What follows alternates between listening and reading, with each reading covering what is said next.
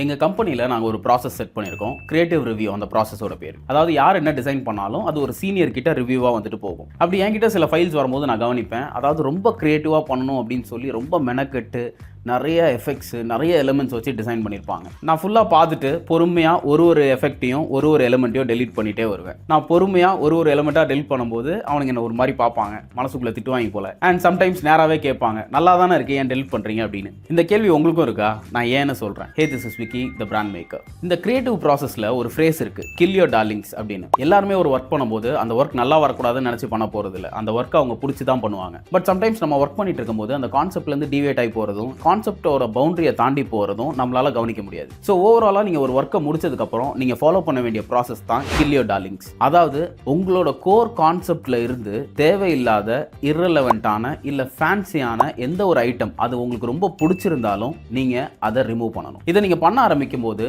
உங்களோட design layout இன்னும் better ஆகும் அண்ட் உங்களோட கான்செப்ட் இன்னும் ஷார்ப் ஆகும். நெக்ஸ்ட் டைம் ட்ரை பண்ணி பாருங்க. இந்த வீடியோ உங்களுக்கு பிடிச்சிருந்தது அப்படின்னா மறக்காம உங்கள் ஃப்ரெண்ட்ஸோட ஷேர் பண்ணுங்க and follow me for more such interesting contents.